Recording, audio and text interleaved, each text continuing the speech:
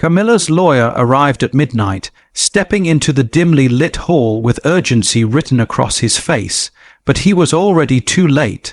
The guard stood waiting, a single piece of evidence glowing under the security lamp, evidence powerful enough to unravel every defense the lawyer had prepared.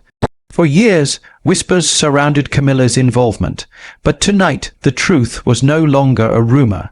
And as the lawyer's eyes locked onto what the guard held, he realized this wasn't a negotiation. This was the beginning of a royal reckoning. It was 1 minute to midnight when the black sedan slipped through the fog, its headlights cutting a thin, trembling path through the rain. Slick cobblestones of St. James. The gates of Clarence House loomed ahead, veiled in mist, the gilded insignia glinting faintly under the lanterns. For centuries, those gates had guarded more than a home, they had guarded silence.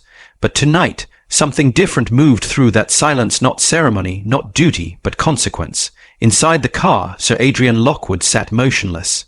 The soft hum of the engine was the only sound, steady, surgical, as if the night itself were holding its breath.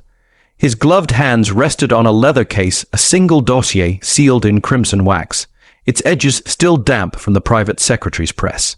To any outsider, it was routine, another late night delivery, another secret bound for royal safekeeping. But the way Lockwood's fingers trembled told another story. This was not paperwork. This was peril. The iron gates opened with an echo that seemed older than time. Two guards straightened, rifles tight to their sides, their breath turning to pale clouds in the cold. They saluted, but their eyes lingered, the kind of glance that asks without words, "Is it beginning again?" Lockwood didn't answer. He stepped out, coat flaring in the damp air, shoes finding the rhythm of old stone beneath his weight. From the shadows of the courtyard, another figure watched. Thomas Wren, chief of security, keeper of the household, the man who'd once taken an oath not just to protect the crown, but to defend its conscience. He'd been standing there for hours, the dossier already in his hands before Lockwood's arrival. How he'd obtained it, and why he hadn't yet delivered it, was a question written in the taut line of his jaw. The lantern light caught the edge of his face, revealing a soldier's discipline and a man's hesitation, both carved deep into the same expression. When Lockwood approached, the two men paused before each other. No handshake, no greeting, just silence, thick, historical, dangerous. The kind of silence that belongs in vaults, not in courtyards. "Sir Adrian," Wren said finally, voice steady but low, as though he feared the stone walls might remember. "Thomas," came the reply, simple, cold, like a verdict already written. For a moment, they stood between worlds, one man representing the law, the other representing loyalty. And both knowing that tonight, those two things were not the same. Lockwood reached for the envelope. "You were instructed to hold this for my arrival." "I was," Wren replied. His grip didn't loosen.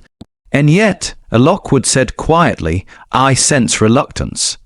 Wren's eyes flickered toward the great house beyond them, its windows shuttered, its lights dimmed, its corridors steeped in the ghosts of protocol.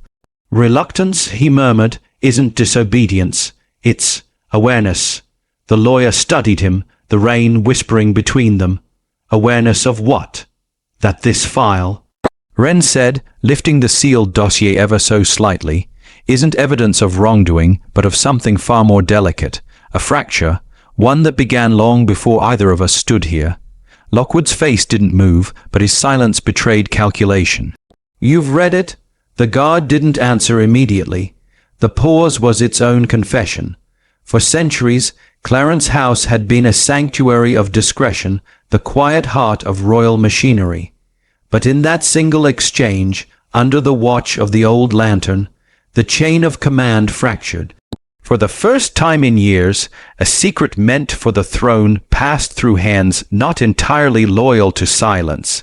"Thomas," Lockwood said at last, his tone changing, lower now, almost personal, "you know the consequence of this conversation." Wren's reply was soft, almost sorrowful.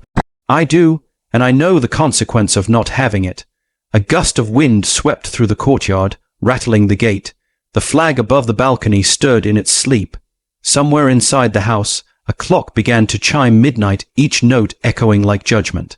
When the last bell faded, Lockwood stepped closer. "Give me the envelope." But Wren didn't move.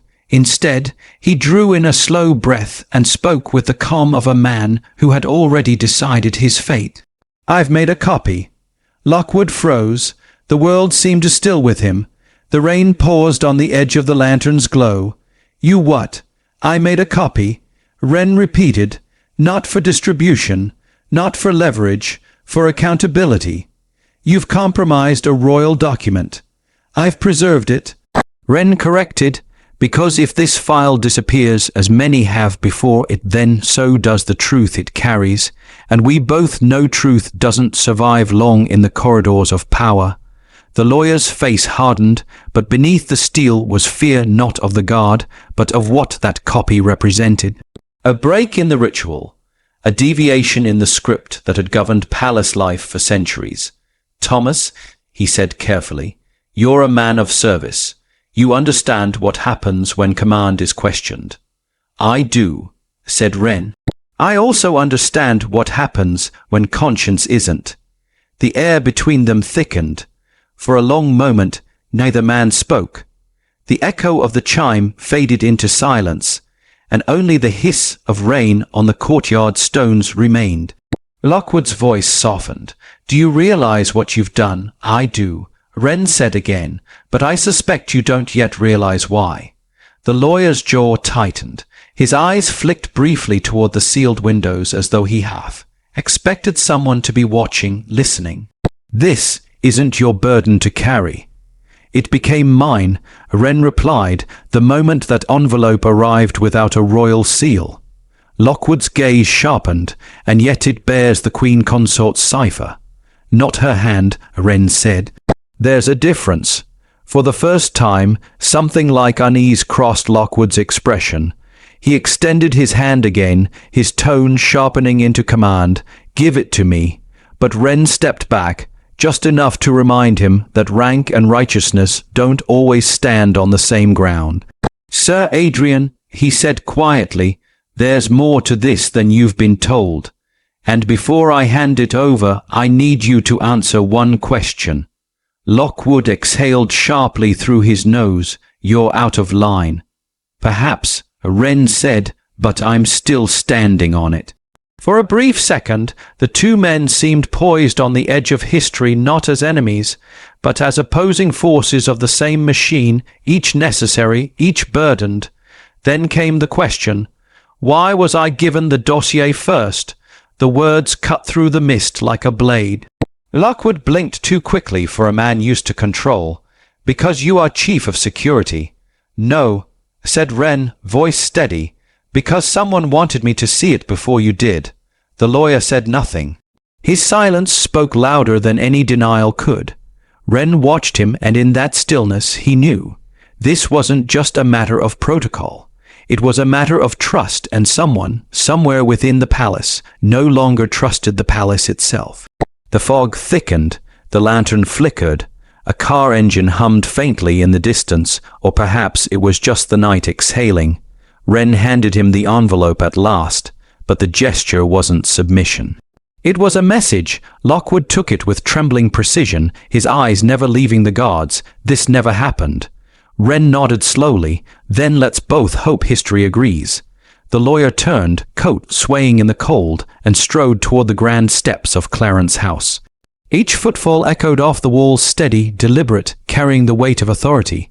Wren watched him go. The rain darkened the brim of his cap, running down the edges like quiet absolution. Behind him, the clock's pendulum resumed its swing back and forth, like conscience against command.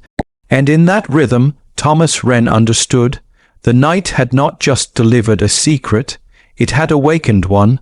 The rain hadn't stopped. It lingered over London like a question left unanswered, thin, persistent, unrelenting. Inside Clarence House, the hallways were still, their silence broken only by the distant hum of security monitors and the rhythmic tick of a clock older than the nation itself. The scent of polished oak and damp wool hung in the air. Somewhere deep within, Thomas Wren stood in the small anteroom adjoining the main corridor, the same room where he'd been stationed for over a decade, the one that always felt too small for the weight of his conscience. He removed his cap, the rain dripping down his sleeve, pooling near the cuff. His reflection stared back from a framed portrait on the wall, a former keeper of the household from another century, eyes fixed in the same eternal stare of loyalty. Wren wondered if that man, too, had known what it felt like to hold something that could unmake the very order he was sworn to protect. The corridor lights dimmed automatically, switching to the softer amber glow of the night shift. It cast everything in half, shadow uniforms, flags, and portraits merging into one long stretch of quiet duty. Wren's earpiece buzzed with static before a young officer's voice cut through. "Sir, the vehicle's departed. Clearance logged at 004. He answered with a calm that didn't reach his chest. Acknowledged. Maintained standard perimeter. "Yes, sir." He turned the earpiece off. The envelope was gone, now handed over, the way the rules required. And yet the air felt heavier, not lighter. The real envelope, the original, was no longer the problem. The problem was the copy sealed, labelled, hidden away hours before the car had even arrived. He'd stored it himself. No aid, no witness, no record. A quiet act in a system built entirely on record keeping. His entire life had been trained to avoid uncertainty, but tonight, uncertainty was the only honest thing left. He crossed the corridor, his boots whispering against the marble, and stepped into the narrow stairwell that led below the main wing. Down here, the walls changed less ornament, more stone, more history. The deeper you went, the fewer people knew what truly existed. The security archive, a room of records, each one sealed under law, layered in secrecy, yet none heavier than the folder he carried hours ago. He stopped at the final landing, the door ahead marked simply with the letters, Custodia Privata, the private hold. Few had clearance to enter, and fewer still had reason to. He placed his palm on the scanner, waited for the beep, and stepped through. The hum of refrigeration met him first, followed by the faint electric buzz of containment. The room was lined with metallic drawers, each engraved with a year, a crisis, a name, Aberfan, Balmoral, Windsor Fire. Diana. History here was not told, it was stored. Wren walked toward a drawer marked Confidential Reserve / Oath Annex. He unlocked it, retrieved a thin file, and laid it on the central table. The folder contained only a single page, a copy of the household oath. The same oath he had sworn decades ago. But now, under the fluorescent light, his eyes caught something he had missed in all his years of recitation. A clause barely visible, faintly printed in older type. In matters where loyalty contradicts integrity, duty shall extend to truth as to crown. He exhaled, a sound half relief, half dread. It wasn't a loophole. It was a warning, written by men who understood the weight of silence before him. The kind of clause designed never to be invoked until someone finally had to. Above ground, thunder rolled softly across the sky. He closed the file, replaced it, and stood in the dim light a moment longer, eyes fixed on nothing. He knew now why the envelope had come to him first. Someone, somewhere, wanted this clause remembered. He climbed the stairs again, slower this time. His thoughts moved through layers: duty, doubt, loyalty, and that unshakable question that haunted every man who ever served the monarchy. What happens when the truth itself becomes a threat to the crown? At the top of the staircase, a faint sound reached him, voices from the main corridor. Two men, low, deliberate. He recognized one Captain Havers, the shift commander. The other voice was unfamiliar, clipped, controlled, bearing the accent of someone accustomed to command, but not to conversation. Wren paused, just beyond the archway. The file was transferred at midnight, Havers was saying. "And the copy?" the second man asked. Wren froze. "There's no record of one, sir. Protocol confirms singular handling." A short silence, then the stranger's voice again, colder now. "There always is a copy. Find it." The sound of footsteps echoed down the hall. Wren retreated into the shadows, pressing against the cool marble. The tone of that last sentence didn't belong to palace security. It belonged to intelligence. When the corridor cleared, he emerged, his pulse measured but firm. Someone already knew not just about the document, but about him. He returned to the small administrative office off the eastern wing. A single lamp lit the desk, casting an amber halo on the polished wood. He removed a small metal box from beneath the cabinet, unlocked it, and drew out a second envelope identical in appearance but unsealed. Inside was the copy, 3 pages, each marked confidential, and one handwritten letter folded between them. The handwriting was neat, deliberate, and unmistakable. He read the signature twice to be sure. It wasn't hers, it was his, the king's. He set the page down, his mind tightening around the realization. The document, he'd been told came from the Queen Consort's office, had originated from the king himself. A private directive, one that could never be acknowledged. The rain intensified, drumming softly against the window pane. In the distance, the bells of St. James struck midnight. Wren's breath fogged the glass as he looked out over the gates. Somewhere beyond that mist, the car carrying Sir Adrian Lockwood was already reaching the mall. The lawyer would deliver the envelope to the private secretary's office, believing order had been restored. But the truth, the real truth, was now sitting under Wren's trembling hands.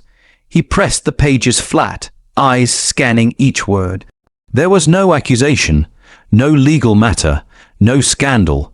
Only a single paragraph outlining an investigation, private, discreet, unrecorded, into a matter described as a potential breach of Crown trust. The subject, not public. Not political, personal. He leaned back, every instinct pulling him in 2 directions, one toward duty, the other toward the quiet pull of conscience.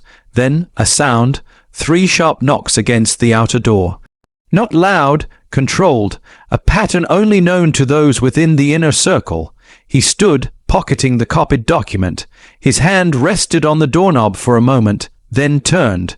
A young aide entered, no rank insignia, no visible badge. The sort of messenger who belonged to no department, yet answered to everyone. "Mr. Wren," the man said softly, "you're requested in the east drawing room, immediately." "By whom?" "Sir Adrian Lockwood. He's returned." The words hung there, impossible. Lockwood should have been halfway across London. Wren's expression didn't change, but something inside him steadied the way soldiers do before they walk into fog. "Tell him I'll be there in 5 minutes," he said. When the aide left, Wren opened the desk drawer one last time and slid the copy into a small, unmarked envelope. He sealed it, pressed it flat, and slipped it into the lining of his uniform. The halls outside were quieter now. The portraits along the walls seemed to watch as he walked, each face a reminder of what it meant to serve. He moved with the composure of routine, but inside, the storm had already begun. He reached the east drawing room. The door stood ajar, lamplight spilling into the corridor. Lockwood waited inside, his coat still wet, his gloves removed. The briefcase sat on the table, closed but not locked. He looked up as Wren entered, and in that brief moment, both men understood they were no longer speaking as officer and lawyer, but as witnesses to something neither could contain. The air between them tightened again. Lockwood spoke first. "Thomas, tell me what you've done." Wren said nothing. The silence stretched longer, heavier, until even the walls seemed to listen. Outside, the rain kept falling over London, steady and cold, washing clean nothing at all. 12 hours earlier, London had worn a different face. The morning sky over the Mall was pale and polished. Its light diffused through a fine winter mist, that softened even the sharpest corners of the city. Inside the royal legal office, time did not flow, it ticked, precisely, like the pulse of a watch wound by tradition itself. The corridors smelled faintly of parchment and polish, and every desk bore the kind of order that comes from generations of disciplined silence. Sir Adrian Lockwood's office sat at the end of the upper hall, a chamber lined with legal volumes older than some of the laws they defended. He preferred it that way, the stillness, the weight of history pressing quietly on the room. He was not a man of gestures nor of politics. He was the quiet kind, the kind who understood that in the House of Windsor, power did not shout, it whispered. At precisely 11:47 a.m., his phone buzzed. A single word appeared on the encrypted screen. Protocol 14A. For a moment, he simply stared at it. The phrase hadn't been used in nearly 30 years, not since the constitutional deadlock that had nearly fractured the crown itself. Back then, it had been a signal, a summons for the legal arm of the monarchy to move beyond law and into preservation. It meant that the matter in question was not political, not public, but existential. He stood slowly, adjusting his cufflinks, eyes fixed on the text.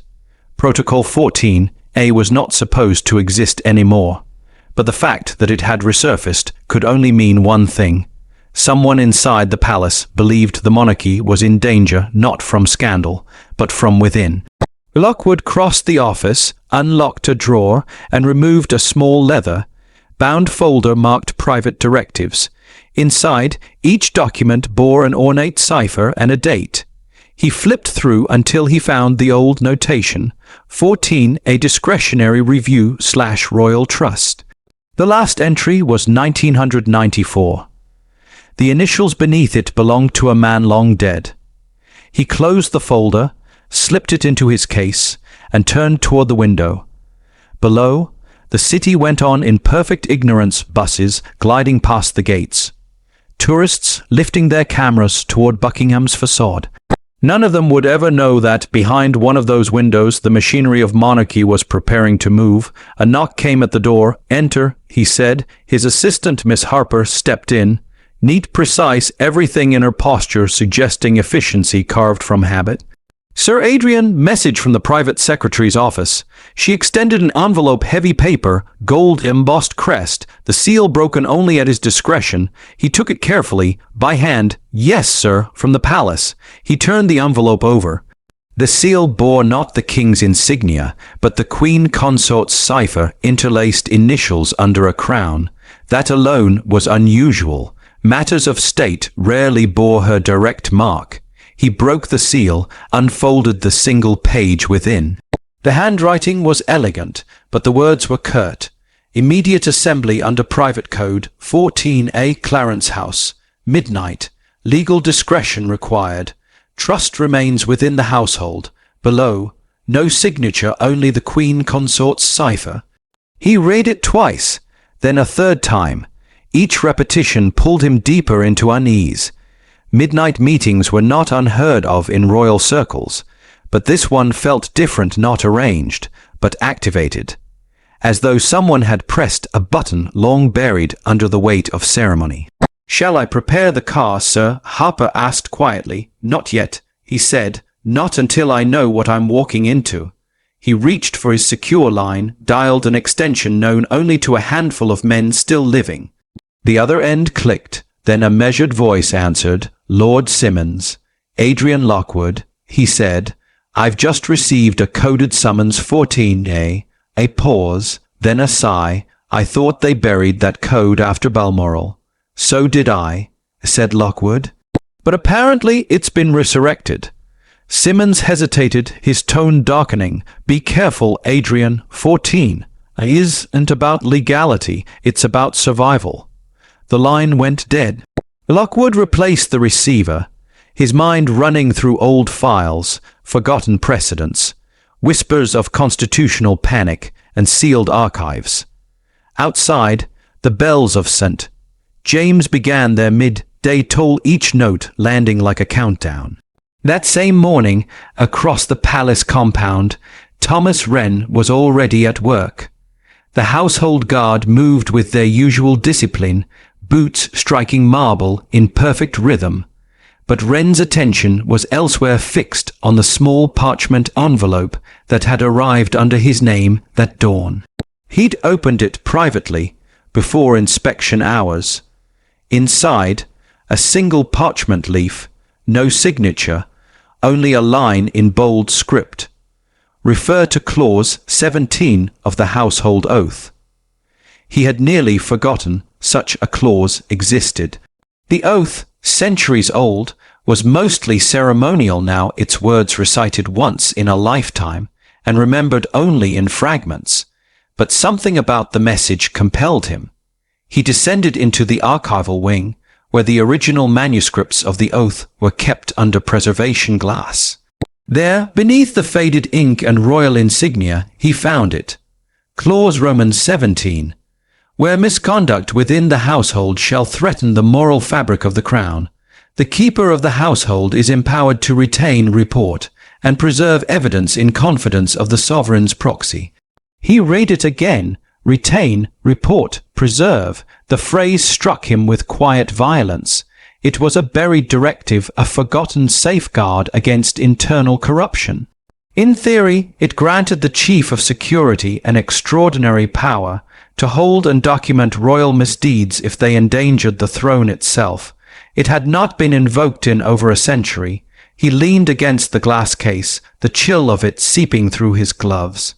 Someone wanted him to remember this clause, and whoever they were, they had access to channels few in the kingdom even knew existed. He turned toward the corridor. The lights above hummed softly, the kind of sterile stillness that hides tension beneath discipline. The guards outside remained unaware. Only the faint echo of his boots broke the silence as he made his way toward the command office. He opened the terminal, entered his security code, and accessed the confidential log. Within minutes, a new entry appeared, unsourced, untraceable, and time stamped at 0602, Operation Protocol 14A, evidence transfer scheduled for 2359 Clarence House, package to be prepared by keeper of the household. His stomach tightened. This was no coincidence. Clause 17, Protocol 14A, both on the same day. He closed the system and locked the screen, his reflection briefly catching in the polished glass, a soldier bound by duty now staring at the limits of that very word. As the day progressed, the palace moved as if nothing had changed. Gardeners trimmed the hedges. Couriers delivered sealed letters under umbrellas. The daily procession of routine masked the quiet rearrangement of power beneath. Inside the Royal Legal Office, Lockwood met discreetly with two senior aides. Neither asked about the message. Both understood that questions were dangerous when orders came unsigned. They reviewed procedural documents, discussed chain of custody forms, and maintained the appearance of ordinary work, all while the word Clarence hung unspoken between them. By evening, he dismissed them early. The sun dipped below the horizon, painting the old walls gold before surrendering to shadow. Alone, he poured a single measure of scotch, not from indulgence but for steadiness. He looked down at the sealed summons again, tracing the embossed cipher with his thumb. He thought of the Queen Consort, her reputation for control, her preference for discretion. If she had invoked 14A, something profound had occurred. Something she could not bring to the king directly. Or worse, something she would not. As darkness gathered beyond the window, he packed the briefcase, checked the seals, and placed the encrypted folder inside. The city lights shimmered faintly beyond the palace walls, and for a moment he caught his own reflection superimposed on the skyline, a servant of law staring back at a city built on secrets. At 11:15 p.m., he left the office. The driver was already waiting. Clarence House. Lockwood said quietly, "No escort, no radio." The car moved through the near-empty streets, gliding past the silent facades of history. Rain began to fall, not hard, just enough to distort the reflections of the lamps on the wet pavement. And somewhere across the palace courtyard, Thomas Wren prepared the sealed envelope. His expression was unreadable, his movements methodical, his silence absolute. But in his eyes burned a single thought, not of defiance, but of duty redefined. For tonight, the crown would test the one thing it had always relied upon, but never fully understood. Not power, not law. Loyalty. The rain began before sunset, a soft, persistent drizzle that turned London's twilight into liquid glass. The lamps along the Mall shimmered in reflection, and beneath their light, the palace walls gleamed like a mirage. By the time the night reached its full depth, the city had grown still, the air heavy with the sort of anticipation that arrives before history changes its course. Inside Clarence House, preparations were already in motion. The great residence, though outwardly tranquil, was alive with discreet activity, a quiet pulse beneath the grandeur. Doors opened and closed without sound.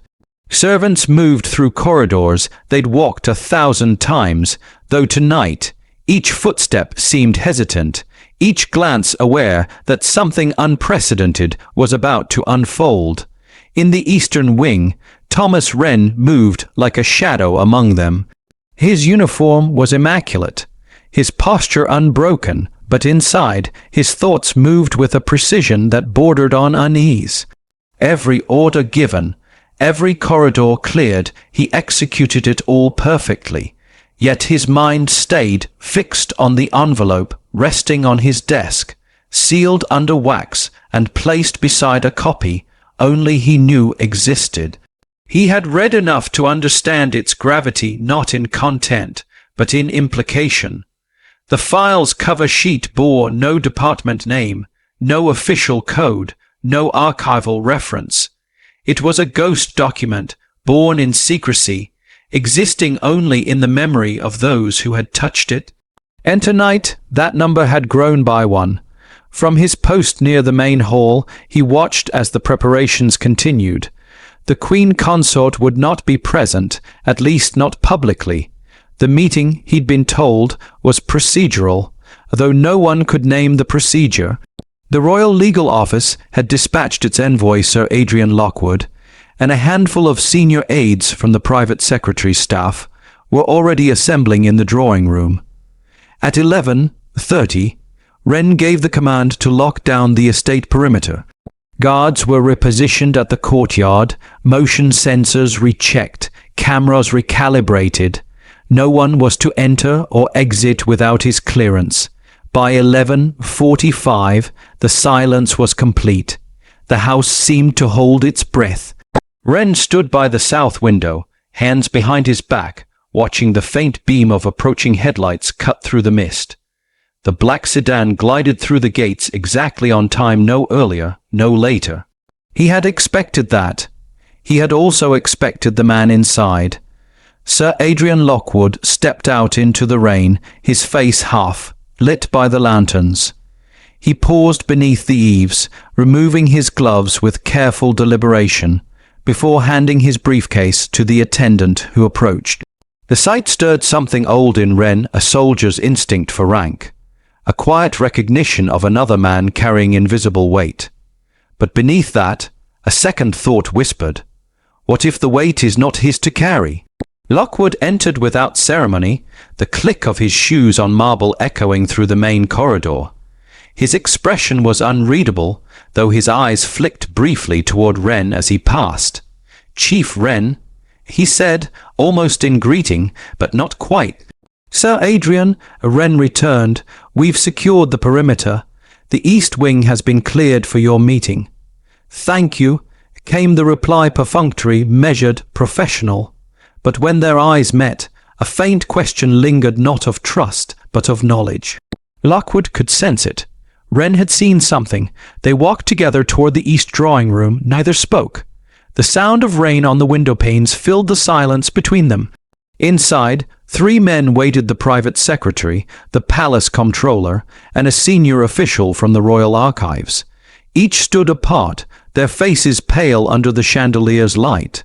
No one offered tea, no one spoke of procedure. It was not that kind of meeting. Lockwood placed his briefcase on the table, clicked it open, and withdrew the sealed document. "This," he said quietly, "was received under direct cipher authorization from the Queen Consort's office." He set it down with deliberate care. The crimson wax gleamed faintly. The private secretary's eyes flicked toward it, wary. "And you've reviewed it?" "No," said Lockwood. "I was instructed to deliver it unopened." The comptroller exhaled through his nose a sound that might have been disbelief or fear. "Unopened, yet it arrived through you." Lockwood's gaze did not waver. That was the order. Wren stood near the doorway, motionless, though his pulse was steady and slow, the discipline of years hiding the storm of thought behind his calm. The private secretary hesitated before speaking again. Protocol 14A was invoked. "Yes." "By whose authority?" Lockwood paused. His tone lowered a fraction. "That," he said, "is unclear." The room chilled. In the monarchy, there were only 2 authorities who could invoke such a code: the sovereign and the consort, acting as proxy in times of incapacity. But the king was well. No such incapacity had been declared. For a long moment no one spoke. The ticking of the grandfather clock in the corner filled the room, soft, deliberate, the measure of time against history itself. Then Lockwood continued. "It was signed with the consort's cipher, but the authentication mark is incomplete." "Incomplete." "The lower quadrant of the seal is missing, broken before the wax hardened." That detail landed like a slow revelation. A broken seal meant the message had passed through unauthorized hands, or worse, had been intercepted. The private secretary turned toward Wren, who received the courier. Wren's voice was even. "I did, sir. The dispatch arrived at 1900 hours. Hand delivered, no signature, no insignia." "Was the messenger identified?" "No, sir. Civilian clothes. Spoke with accent, northern, possibly military background." Lockwood's gaze lifted, meeting Wren's. "And you opened it?" "No, sir." "But you examined it?" Wren hesitated. "I ensured it was genuine." The lawyer's silence pressed like weight. Genuine how? The room seemed to tighten around them. Wren looked at the envelope, still resting on the table, identical in every mark to the one he'd already seen hours before. He chose his next words carefully. The paper was of the correct weave, the wax bore the authentic dye impression, and the letterhead, untraceable, which means it came from within. The private secretary exchanged a glance with Lockwood. Beneath the formality, something unspoken passed between them, the realization that whatever this document contained, it was not a routine directive. Lockwood broke the seal. The sound was soft, almost too soft, yet every man in the room felt it like the first crack in a wall. He unfolded the pages slowly. His eyes scanned the text once, then again. When he finally spoke, his voice was measured, but the words trembled at their edges. "This isn't an accusation," he said. "It's an instruction." The private secretary stepped closer. "Instruction from whom?" Lockwood didn't answer immediately. He lowered the page slightly, his gaze shifting to Wren. "It refers to an internal investigation conducted discreetly within the household." The comptroller frowned. "Into what?" "A breach," Lockwood said, "of trust." He laid the first page flat on the table. The second page followed, written in a different hand, smaller, more deliberate. And then the third, bearing only a single paragraph, underlined twice in ink. Wren strained to see, but the angle kept it hidden. What he did see, however, was the color draining from Lockwood's face. The private secretary reached for the final sheet. His voice trembled as he read aloud. "The keeper of the household is to hold and preserve all documents pertaining to internal compromise until receipt by royal proxy." The men exchanged silent glances. Wren's title had just been spoken. Lockwood closed the file with sudden precision. "That's enough for tonight. he said sharply. "No copies are to be made. This remains between us until further notice." But even as he spoke, Wren understood the irony. A copy already existed not as betrayal, but as insurance. And somewhere within that duplicate lay the line of handwriting that none of them had yet seen. The private secretary adjusted his glasses, his voice faint. "Does Her Majesty know this file was received?" Lockwood looked toward the window, where the rain traced thin lines of reflection across the glass. "If she does," he said quietly, "she didn't send it." Silence followed, long and complete. In that silence, something shifted. The old, invisible gears of monarchy loyalty, secrecy, obedience began to grind against one another. Wren stepped forward. "Sir," he said softly, "if I may." Lockwood turned to him. "I believe this directive isn't a command, it's a warning." The lawyer studied him for a long moment. Then he asked, "And what exactly do you think it warns us of, Mr. Wren?" Wren's reply was simple. "Of what happens when the crown stops trusting its own." The words hung there, heavy and absolute. Outside, thunder rolled faintly across the horizon, echoing through the palace walls. The chandelier trembled ever so slightly, casting shifting shadows across the portraits on the walls, kings and queens who had survived scandal, exile, and war, yet whose greatest battles had always been fought in silence. Lockwood gathered the papers, sliding them back into the briefcase. "This meeting never occurred," he said. "We will reconvene only at written instruction."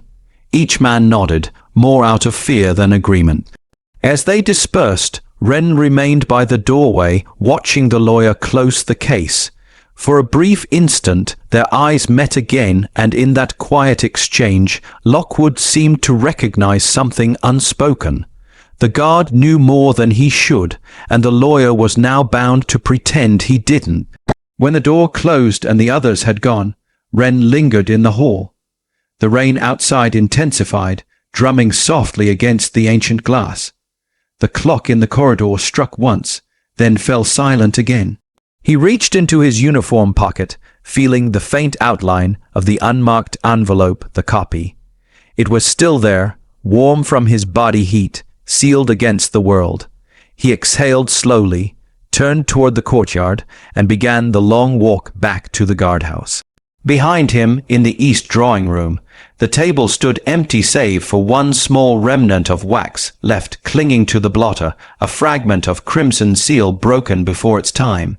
And somewhere beyond the palace walls, a phone rang in the dark unanswered, insistent, carrying only the faintest whisper of a name, Camilla. The storm that had threatened all evening finally broke before dawn. Rain hammered the leaded windows of Clarence House, streaking the glass in silver threads that caught the faint glimmer of the courtyard lamps. The building stood half awake, its lights dimmed, its corridors breathing that uneasy stillness which follows revelation. Thomas Wren hadn't slept. He sat at the edge of the long oak table in the security wing, coat still on, the remnants of the midnight meeting circling his thoughts like smoke that refused to clear. Every sound felt magnified: the creak of floorboards, the whisper of rain, the soft hum of the emergency generator outside.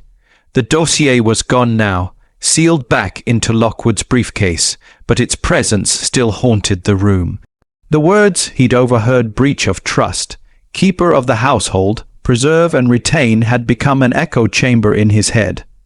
For the first time in his service, Thomas Wren realized that duty and truth were pulling him in opposite directions.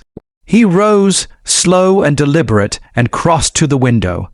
The palace courtyard below was empty save for a lone guard standing motionless at his post, rain cascading over his shoulders. It was a sight Wren knew too well, the stillness of men trained to obey, even when every instinct whispered that something was wrong. He turned back to the room. The clock on the wall showed 5:12 a.m. He had 6 hours before the palace resumed its daily rhythm, 6 hours to decide whether he would remain silent or act. On the table beside him lay the small, unmarked envelope, the copy. He unsealed it again. his hands steady now, and unfolded the pages with care. The light caught the ink at a shallow angle, revealing the faded watermark beneath, Royal Household Confidential. He read slowly, aloud this time, as if hearing the words might give them weight enough to judge. The keeper shall retain any evidence of internal misconduct until the sovereign's proxy acknowledges receipt. Such evidence shall not be destroyed without written consent of the Crown or its appointed council. He paused. There, below the typed text, someone had written in pen the same hand as before, "If the Crown is the source of the breach, the oath binds to conscience above command." He let the words hang in the air, hearing the faint tick of the clock behind them. It was not an annotation, it was instruction, and whoever wrote it knew precisely how much danger it carried. A faint knock interrupted his thoughts. "Sir," a voice called through the door. Wren slipped the document back into the envelope before answering. "Enter." It was Officer Langford, young, sharp, the kind of guard who still believed the uniform made the man invincible. "Message from the legal office," Langford said, handing over a folded slip. "Sir Adrian requests your presence at 800 hours. Private discussion." "Did he say why?" "No, sir, only that it's urgent." Wren nodded, pocketed the note. "Thank you," Langford dismissed. When the door closed, he remained standing for a long time, fingers brushing the paper in his pocket. Private discussion. That phrase carried weight in the royal vocabulary. It could mean consultation or confrontation. He poured himself a measure of black coffee from the thermos on the desk. The taste was metallic, burnt, yet it grounded him. The decision he had been avoiding all night began to crystallize. He reached for the intercom. "Control, this is Wren. I'll be off the main grid until 7:30. You have command." A brief pause, then a reply. "Copy that, sir." He ended the call, slipped on his coat, and stepped out into the corridor. The palace was near empty at that hour. Only the faint hum of maintenance lights accompanied his footsteps. The portraits lining the hallways seemed to watch as he passed faces of monarchs, soldiers, and servants, all bound by the same unwritten rule: see all, say nothing. But Thomas Wren had begun to see too much. He turned down the west corridor where the archives were kept. Access was restricted at this hour, but his clearance opened the electronic lock with a faint click. The air inside was cool, almost damp, scented faintly of leather and paper. He made his way to the back wall, the restricted holdings, drawer 47A. Within it lay a file he had retrieved only once in his career, the Windsor exception. He had never read it in full. No one was meant to. But he knew its reputation, a set of documents drafted during the war years, outlining procedures for protecting the monarchy should its own members endanger national stability. Rumor claimed it authorized extraordinary measures, the quiet removal of officials, the suppression of correspondence, even staged illness to justify absence. He withdrew the file and laid it open. Inside were fragments, memoranda, typed letters, hand-scrawled directives. One page caught his attention, dated 1953. "If the Crown is ever divided between loyalty and truth, precedents shall favor preservation. Public faith must remain intact, even at the expense of internal justice." He exhaled slowly. So that was the doctrine. The system did not serve truth, it served the illusion of it, and now he was part of that illusion. The echo of boots in the corridor broke his focus. He quickly slid the file back into the drawer, closed it, and turned toward the entrance. "Sir," said Langford again, reappearing, "car's been arranged for Clarence Rout." "Clarence Rout," Wren repeated. "Yes, sir. Sir Adrian requested pickup at the West Gate. That was unusual. Clarence Rout was used for discreet movements, the kind reserved for unlogged arrivals." "Very well," Wren said. "I'll meet him there." He followed Langford out, coat collar raised against the chill. The rain had softened to a mist, the air thick with the scent of stone and wet leaves. The dawn light had not yet broken fully. London still lay in half shadow. At the west gate, a black car idled, engine low. Lockwood stood beside it, speaking quietly to the driver.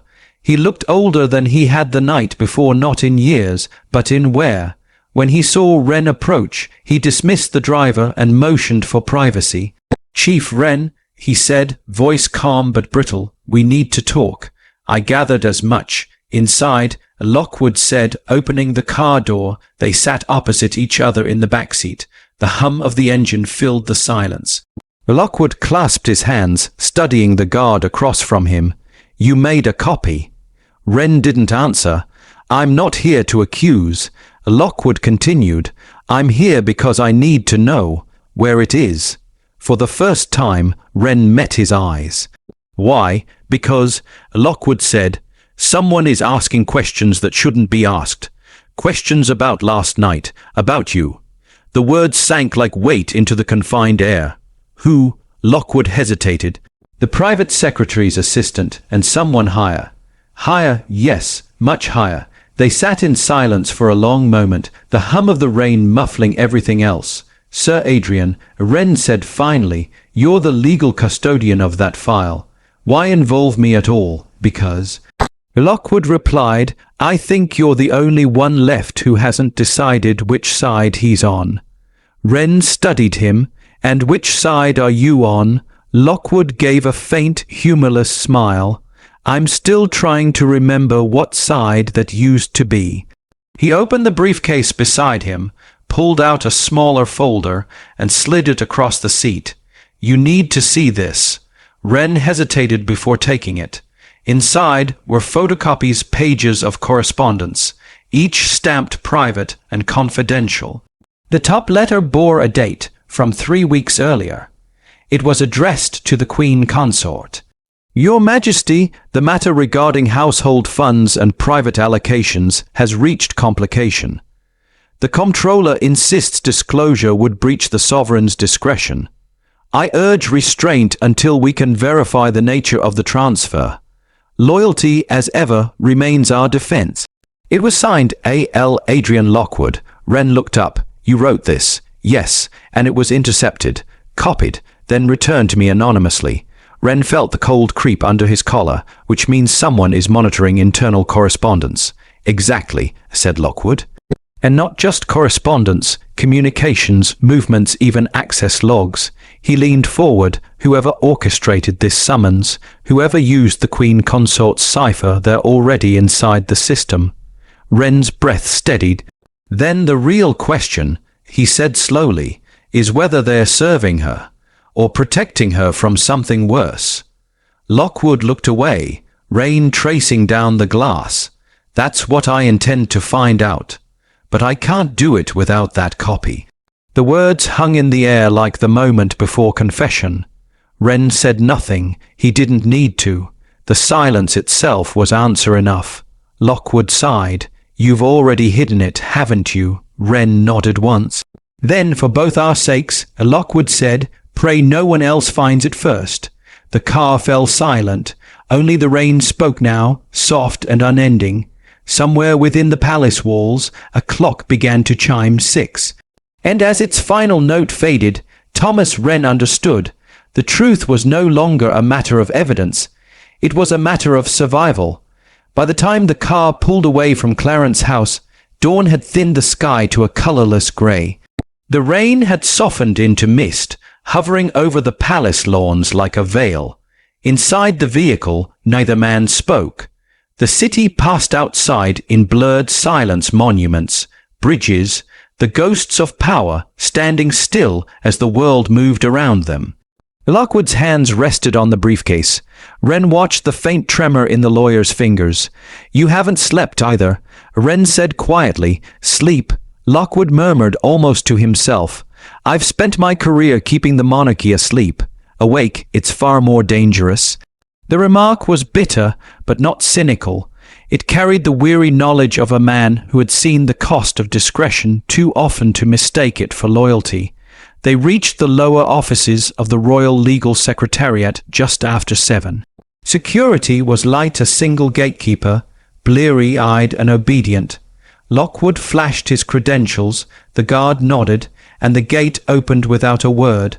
The car stopped beneath the stone archway. Lockwood stepped out first. Wren followed, the mist curling around his boots.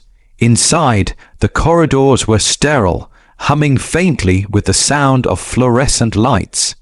Every wall bore portraits of men who had served the crown in silence, men whose names the world would never know.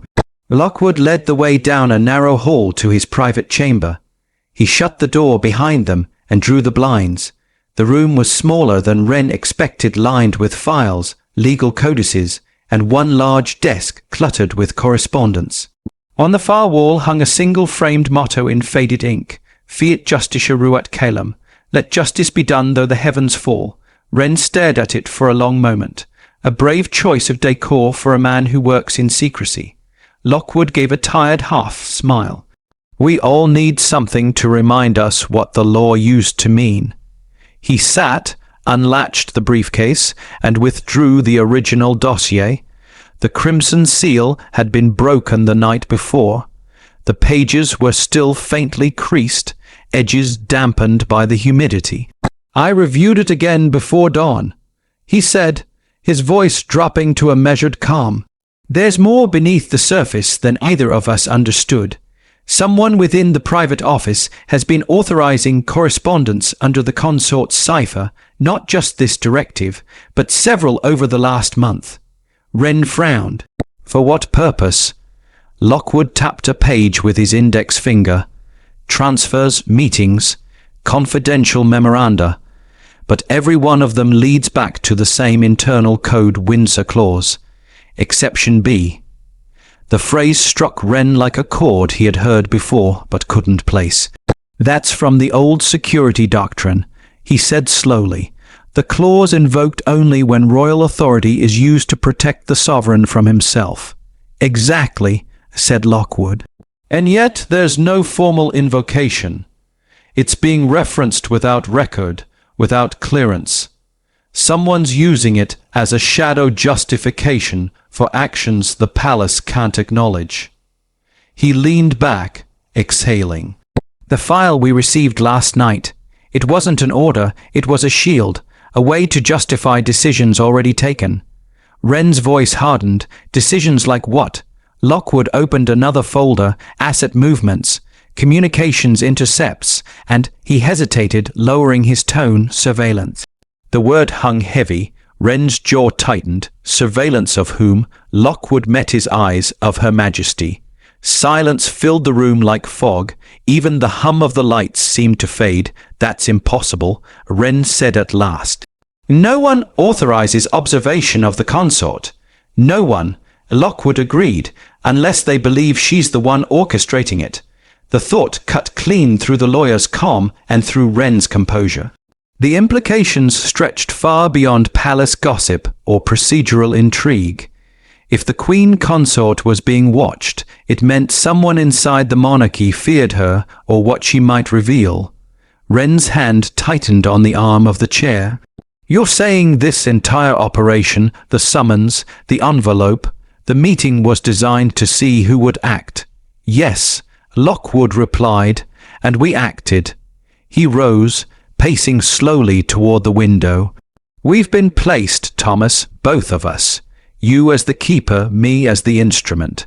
Someone wanted to see how far the old loyalties still run. Wren followed his gaze to the courtyard beyond, where the first traces of sunlight struggled through the mist. And what happens, he asked, when they find out we've read more than we should have? Lockwood turned, eyes sharp now. They won't, unless you've left traces. I haven't. Copies, one, hidden where no one would think to look. Lockwood nodded slowly. Then keep it that way, for now. The clock on the wall struck 8. The sound was clean, resonant, final. The lawyer gathered the papers again, sealing them into a new envelope. You'll hear rumors, soon whispers of internal review, staff reassignment, a reshuffling of departments. Ignore them. They're camouflage. Wren frowned. For what? For the hunt, said Lockwood. They'll come looking for the leak. And when they can't find it, they'll start inventing one. He paused, his voice lowering to a whisper. If that happens, Thomas, you disappear quietly, before they make your silence official. The words were not a threat. They were advice, cold, pragmatic, and painfully sincere. Wren straightened. And you, I'll hold the line as long as I can, Lockwood said. But I've seen this pattern before. When secrets turn inward, even loyalty becomes treason. By mid-morning, the palace had returned to its polished rhythm. Footmen carried silver trays through the halls. The press office released statements about upcoming charity engagements. Nothing, absolutely nothing, betrayed the tension buried beneath. Yet everywhere Wren walked, he felt it, the quiet glances, the unscheduled security sweeps, the coded messages that appeared on the daily log without sender names. The monarchy's defenses were folding inward, protecting something or someone unseen. At the West Wing security terminal, Officer Langford intercepted him. "Sir, request from internal liaison. They want last night's footage from the East Courtyard. On what grounds? None given." Wren hesitated. "Tell them the tapes are under review. They'll need authorization from the private secretary's office." "Yes, sir." He turned away before the young officer could ask more. The request was confirmation enough. The cleanup had begun. In the privacy of his office, he opened the communications log again. Buried within the entries was a new file encrypted, timestamped 0417A. He decrypted it carefully. The message was brief. Custodian compromised. Retain until confirmation of proxy. Trust Windsor. He read it 3 times. Custodian. That was Lockwood's designation in the palace's legal chain. Whoever had sent this message was signaling that the lawyer himself was now under scrutiny. He reached for the phone, then stopped. A direct call would be logged. Instead, he wrote a short note by hand, 3 words only: "We've been seen." He folded it, sealed it, and handed it to a messenger bound for the legal office. The rest of the day moved like a slow chess match. Every conversation, every order carried double meaning. He could feel the walls listening, the architecture itself heavy with history and caution. By dusk, Lockwood had not responded. Wren returned to his quarters in silence. The palace gardens beyond his window glowed faintly under the lamps, their reflections broken by the drizzle that had returned. He poured a glass of water, then sat by the desk, unfolding a sheet of paper. He began to write not a report, but a record, a personal one. He wrote of the oath of Clause 17, of the night the seal was broken. He wrote of Lockwood, of the file marked the Windsor exception, of the revelation that truth had become a liability. He didn't sign it. He didn't date it. He only wrote a single closing line. If duty is silence, then silence must one day answer for what it keeps. He folded the paper, placed it inside a plain envelope, and sealed it shut. Outside, in the distance, thunder rolled once more, not the kind that breaks a storm, but the kind that warns of another one coming. And as the lights of Clarence House dimmed one by one, Thomas Wren leaned back in the chair, eyes fixed on the window, waiting for the sound he feared would come next, the sound of a car pulling up to the gate, and the echo of boots in the corridor. The storm had not ended. It had only changed its form. The countryside was quiet, too quiet for a man who had lived half his life by the sound of orders. Thomas Wren sat at the edge of his ancestral property in Kent, watching the fog drift low over the fields.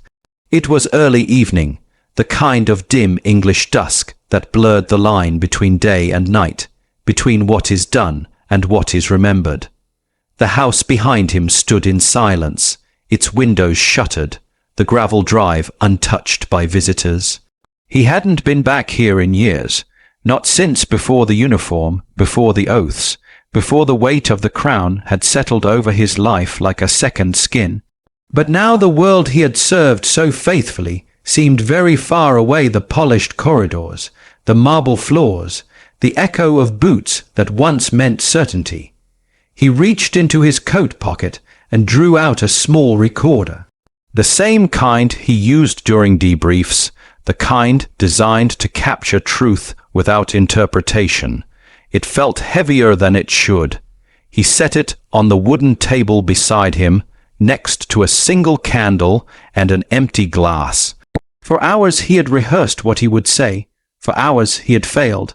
The first click of the recorder sounded like a verdict. He waited a moment before speaking. "My name is Thomas Wren." He began softly, the voice that emerged sounding older than he remembered. "Chief of Security for the Royal Household. Service years, 22. This statement is not for record, not for the public, and not for the palace. It's for conscience mine, and perhaps theirs, if they ever choose to listen." He paused, the faint creak of the chair beneath him filling the silence. "I have kept many things," he continued. "Documents, files, commands. But the one thing I've kept longer than any of them is silence. Tonight, I intend to return it." The words came slowly at first, halting, like a man learning to speak again after years of discipline. "I was taught that loyalty was the highest form of honor, that obedience, carried far enough, could become virtue. But no one tells you that loyalty can also be blindness, that a man can serve so faithfully he forgets what he's serving." He leaned forward, elbows on the table, the candlelight catching the edges of his face-weary eyes. A soldier's jawline softened by regret. "When the dossier arrived, I thought it was another order, another layer of secrecy in a world built entirely on shadows. But I was wrong. It wasn't secrecy, it was deceit. And the difference between those two is what haunts me." He stopped the recorder for a moment, poured himself water, then pressed play again. "I don't know how far this goes. I don't know how many knew or how many pretended not to.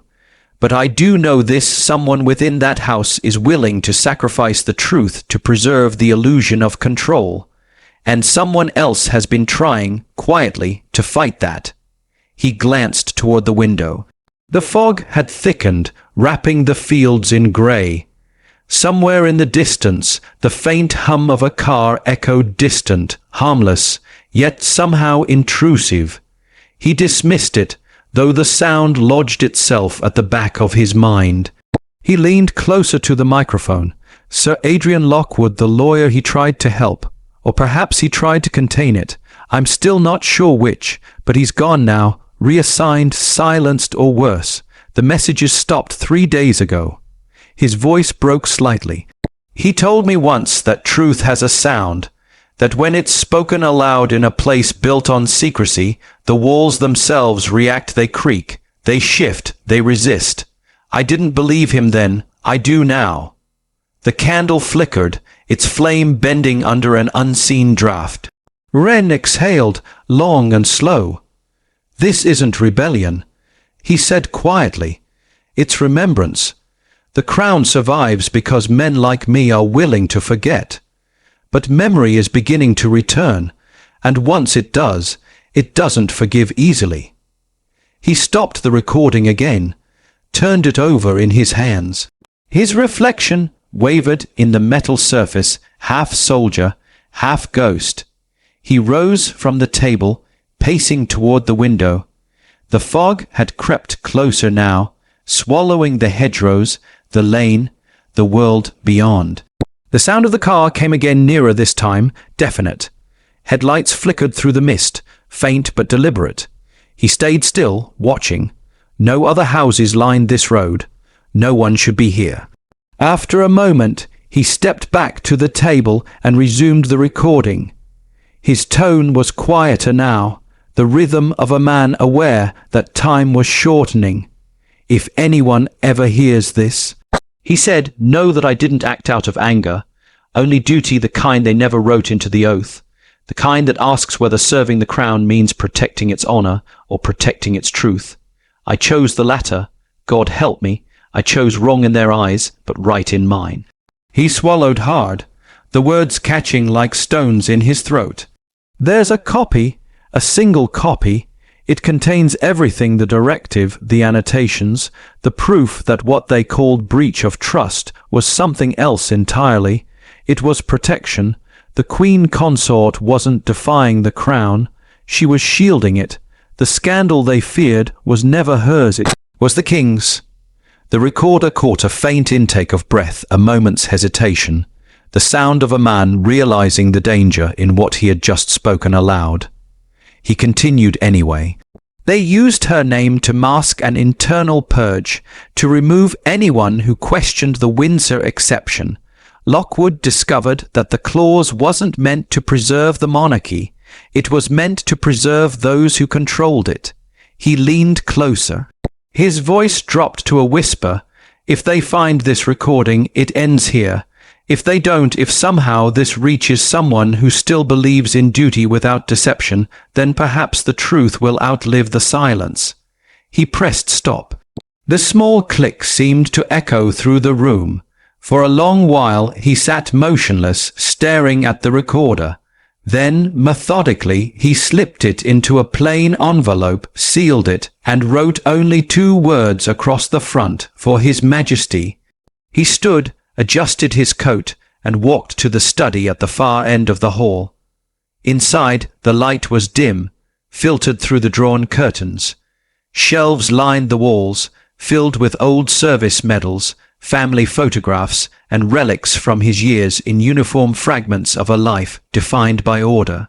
On the desk sat a single wooden box, small, carved with the emblem of the household division. He opened it, placed the envelope inside, and locked it shut. Outside, gravel crunched. A door closed. He moved to the window just as 2 beams of light cut through the mist and swept across the lawn. A car had stopped at the gate, dark, official, engine still running. He felt the familiar pull of instinct, that tightening of the chest, the silent calculation of threat. He extinguished the candle, plunging the room into darkness. For a few seconds, the only sound was rain beginning again, soft and rhythmic. Then came footsteps, slow, deliberate, approaching the front door. Thomas Wren straightened, every movement calm and controlled. He had known this moment would come. Every man who carries truth eventually meets its price. The knock was firm 3 times, evenly spaced. He looked once toward the box on the desk, then toward the window. The fog outside swallowed the figures at the gate. He whispered almost to himself, "So this is how silence ends." And then he walked toward the door. The first knock still echoed through the old house when Thomas Wren reached the front hall. The sound was neither rushed nor uncertain. Whoever stood outside knew he would answer. He paused before the door, his reflection trembling faintly in the glass pane, pale, tired, but steady. The soldier in him took over, not through fear but precision. Slow breath, calm heart, measured awareness. He loosened the catch on the lock, though he didn't open it yet. Through the frosted glass, 2 silhouettes appeared, one tall, broad-shouldered, the other slimmer, posture exact. Even blurred by the fog, Wren recognized the bearing, royal security. He exhaled once. "So it's come to this," he murmured. He opened the door. The taller man stepped forward first, his expression unreadable under the brim of his cap. "Mr. Wren," he said evenly, "we need a word." Wren nodded. "Of course you do." They didn't introduce themselves. They didn't have to. The insignia on their coats was familiar, the discreet silver crown of internal affairs, the palace's silent inquest arm. The organization that only existed when things went wrong. "May we come in?" the second agent asked. His voice was calm, almost kind, the sort of tone used by men who carry authority in one hand and consequence in the other. Wren stepped aside, the fires still warm. They entered, boots tracing a faint path of damp across the floorboards. The first man closed the door behind them, sealing out the world with a soft, definitive click. The house felt smaller with them inside. The agents moved with an economy of motion that betrayed training, scanning the corners, the exits, the table, the shadowed study beyond. One of them glanced at the candle stub, still smoking in the kitchen, another at the faint gleam of brass where the recorder had rested minutes before. "You've been alone here?" the taller one asked. "I prefer it that way," Wren replied. They exchanged a glance that spoke volumes. The second agent, the quieter of the two, took a seat without asking. "We understand you've been in contact with Sir Adrian Lockwood." "I was," Wren said. "Before he vanished." "Vanished. That's what you call it when a man disappears without being declared missing." Neither of the agents reacted. Their stillness was deliberate, the stillness of men accustomed to letting silence do their work. "Mr. Wren," the seated one said finally, "the palace is concerned. Certain documents appear to have been mishandled. Files pertaining to a restricted review. You were custodian of one such document." "I was," said Wren. "I also returned it." "Returned to whom, Sir Adrian?" Another pause. "And yet the office reports no record of that transfer." Wren's eyes narrowed. "Because the office was already compromised when I left London. You know that." The taller agent stepped forward. "We're not here to debate the chain of custody. We're here because you made a copy." For a moment no one moved. The fire in the hearth crackled softly, the only sound in the room. Wren didn't ask how they knew. Of course they knew. Secrets had a way of finding their own gravity. He leaned against the mantel, hands resting lightly at his sides. "If you already know that," he said, "then why ask? To hear what kind of man admits it." The agent replied. Wren's gaze held his, the kind who's finished lying. The smaller man leaned forward, elbows on knees. "Then let's be plain. The document in question, where is it?" "Safe," said Wren. "That's not an answer."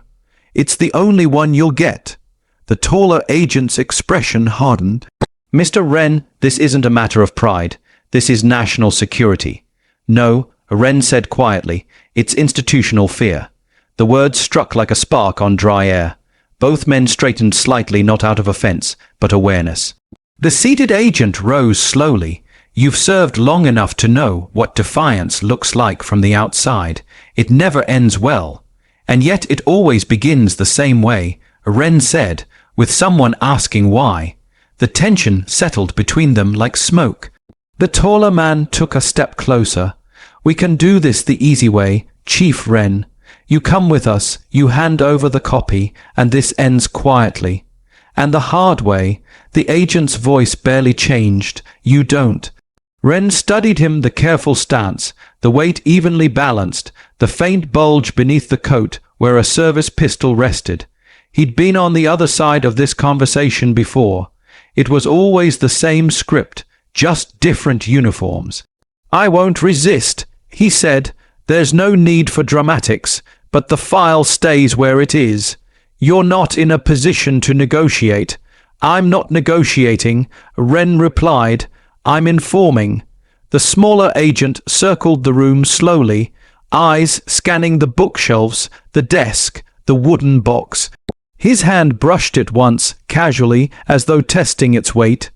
"This box," he said. "Household issue, isn't it?" "It was," Wren said. "A gift from the division, years ago." "Mind if I open it?" "Yes." The man's hand paused on the lid. Wren's voice remained calm, but there was iron beneath it. "You won't find what you're looking for in there. Only what you've already lost." The taller agent turned back toward him. Meaning, said Wren. "That truth doesn't live on paper. You can burn the document, lock the archives, silence the men, it won't matter. Once truth is spoken aloud, it becomes air, and air travels." For the first time, the agent hesitated. The second one sighed, rubbing his temple. "You're not making this easier, Thomas." "I didn't join to make it easy," he said softly. "I joined to make it right." There was a pause, long, fragile.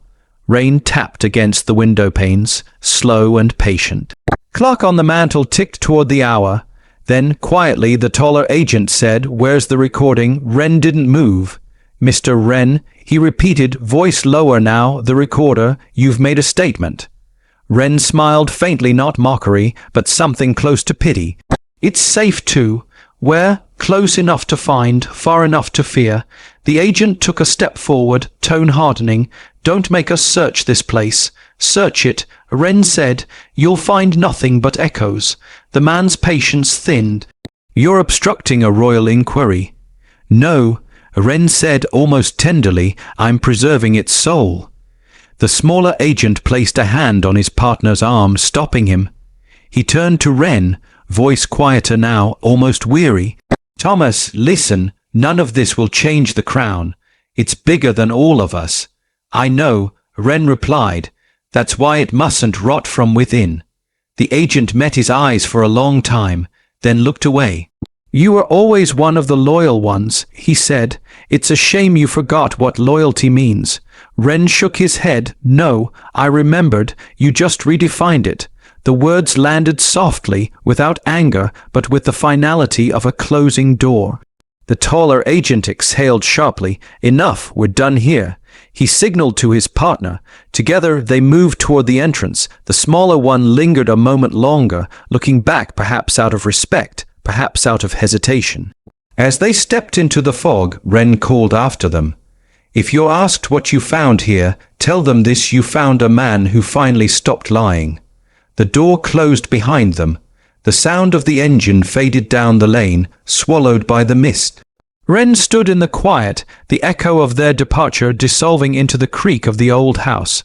The fire had burned low, embers glowing faintly like memories refusing to die. He walked back to the study, opened the small box once more, and stared down at the envelope inside. The words for His Majesty glowed faintly in the candlelight. He placed his hand over it, bowed his head, and whispered not a prayer, not a farewell, but a soldier's benediction, for duty, for truth, for silence. Then he closed the lid, locked it once more, and sat beside the dying fire, waiting. Outside, the fog pressed close to the glass, erasing the horizon. The world had grown smaller, quieter, as if holding its breath for what would come next. And in that stillness, Thomas Wren understood. Loyalty, once broken, does not die. It waits. Dawn arrived over London in silence. The city woke slowly, unaware that history had tilted in the night. The rain had stopped, leaving a faint silver sheen across the streets, reflections of a kingdom still half asleep, still dreaming of order. But inside Clarence House, the dream had already ended. By morning, the palace machinery was in motion. The call went out before sunrise, discreet, coded, efficient. A convoy of unmarked vehicles left Westminster and approached through the rear gates, their engines muffled, their presence unseen by the public. Inside the lead car sat a man with no insignia and no title, only a single purpose: recovery. At precisely 6:42 a.m., the Royal Security Archive was sealed, access suspended, all logs frozen, no announcements. No signatures, just a line entered in the official ledger under the bland phrase, routine audit classification pending. Inside the palace's upper chambers, the king's private secretary waited. His face was drawn, his hands clasped tightly around a teacup gone cold. The weight of the last 12 hours had carved something new into his expression, not fear, but fatigue of a man who'd watched loyalty become liability. Across from him, Sir Adrian Lockwood's deputy, a quiet woman named Eleanor Van Reed, from a single-page report. Chief of Security Thomas Wren, she said, has not reported to duty. His residence in Kent was found empty as of 0 hours, no signs of struggle. The secretary's eyes didn't move from the window. And the file, recovered, she said. The original dossier was located in his office safe, intact. And the copy, her hesitation was almost imperceptible, not found. That pause stretched between them like a confession. The secretary turned, his voice measured. Then the matter remains unresolved. Yes, sir. Publicly, it never happened, of course. He nodded once, dismissing her. The door closed with a soft thud, leaving him alone with the silence. Outside, the courtyard filled with the muted hum of morning.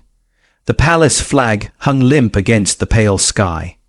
He thought of Thomas Wren, the quiet man who had guarded not just walls, but truth itself. He had served without ambition, commanded without vanity, and now, because of that same discipline, he was gone erased from record, absorbed into the tradition of forgetting. He set the teacup down, stood, and crossed to the safe behind his desk. Inside lay the sealed dossier, its crimson wax now cracked from handling. He withdrew it carefully, opening it only to read the first page. Protocol 14, a internal preservation directive. The phrase felt different now, stripped of mystery. It was no longer an order. It was an obituary for trust, for silence, for the fragile line that separates secrecy from deceit. He closed the file, pressing it flat against the desk, as if trying to quiet its ghosts. Then he reached for the intercom. "Send word to the archivist," he said. "Prepare for transfer." 2 hours later, in the restricted wing beneath the palace, the archivist received the dossier. The room was silent, but for the low hum of the dehumidifiers, a tomb for paper and memory. She was a woman of middle age, trained in the delicate craft of royal preservation. Her hands trembled slightly as she lifted the file into the light. She had handled state secrets before, but this one carried something else, something almost human in its weight. She examined the wax, the handwriting, the faint trace of fingerprints on the cover.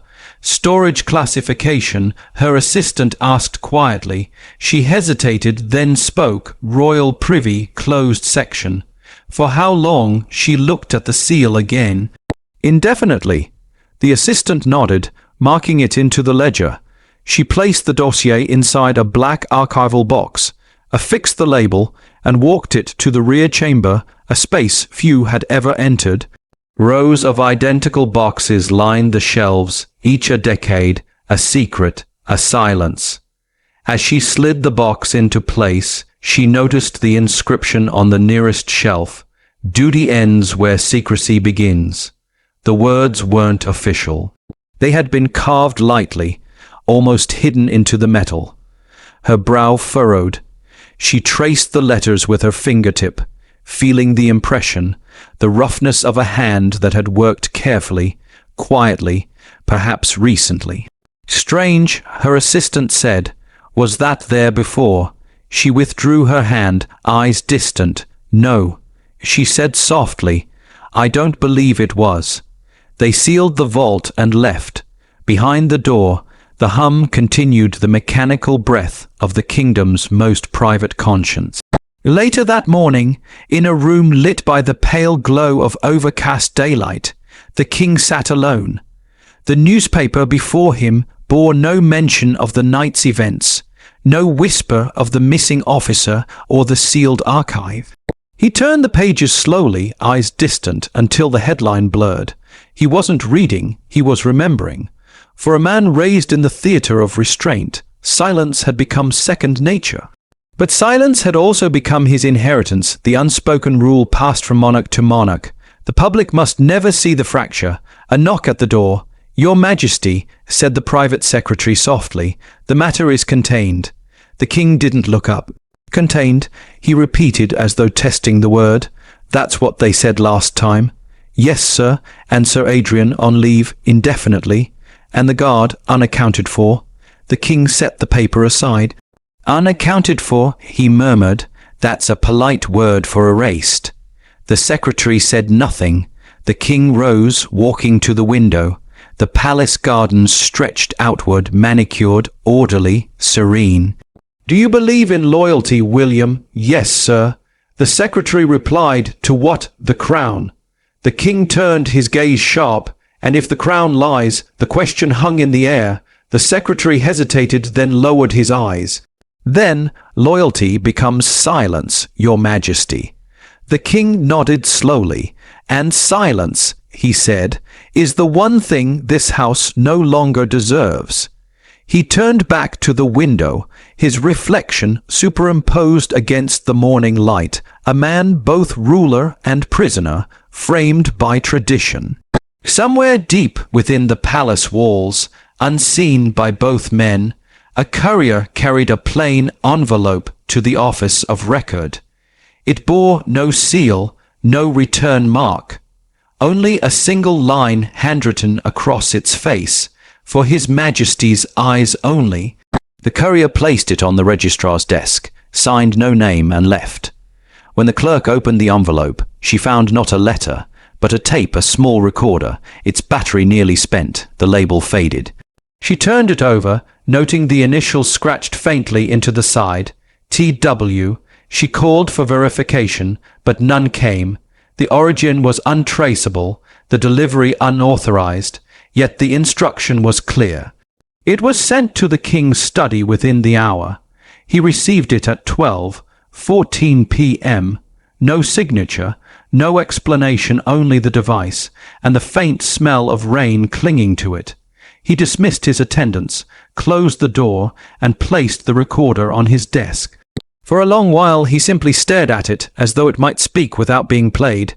Then, slowly, he pressed the button, static. Then a voice, calm, measured, familiar. "My name is Thomas Wren." The king froze. The voice filled the room, soft but unwavering, each word falling like a weight upon the air. He listened to the confession, to the loyalty, to the heartbreak wound through every sentence, to the truth about the clause, about the false summons, about the deception meant to protect not the monarchy, but the men behind it. And then came the final words: "If duty is silence, then silence must one day answer for what it keeps." The recording ended. The king didn't move.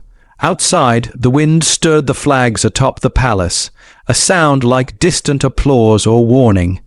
He sat back slowly, pressing his palms together beneath his chin. The voice of a servant, a forgotten man, had pierced the one thing no scandal, no headline ever could, the illusion of control. He whispered, almost to himself, "God forgive us." Then, with deliberate care, he reached for the phone. "Bring Sir Adrian," he said, quietly. In the lower corridors, a light flickered briefly, then went out. The vault remained sealed.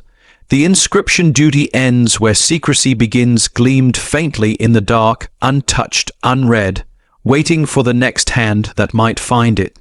And somewhere on a quiet road in Kent, the mist drifted across the hedgerows, erasing the tracks of a man who had once guarded the crown, and in doing so, had exposed its soul.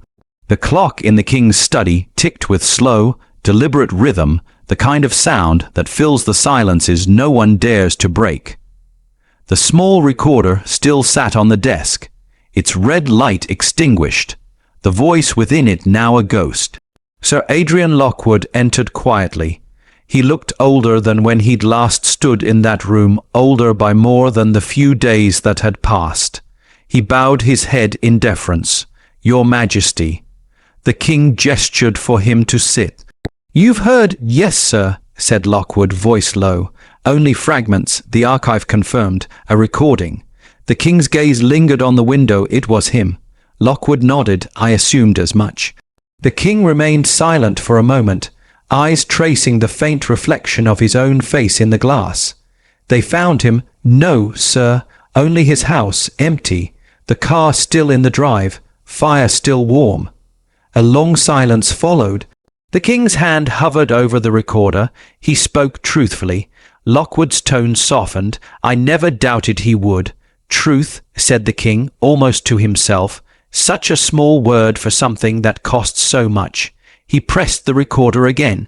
The static filled the air for a moment before Thomas Wren's voice returned, fragile but steady. It carried not accusation, but sorrow, the tone of a man who had loved too deeply the very institution that betrayed him. Lockwood listened without interruption. When the tape ended, he spoke quietly. "He was never a traitor, sir. No."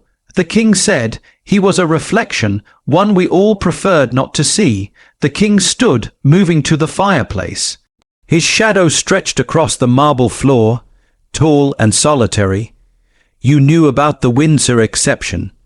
He said, "Yes, sir," Lockwood replied, "but I believed it dormant." "And now?" Lockwood exhaled. "Now, I know it was never dormant, only disguised." The king turned sharply. "By whom?" "By those who serve secrecy, not sovereignty." That answer lingered in the air. The two men regarded one another, the monarch and his servant, bound by duty yet separated by the same unspoken truth.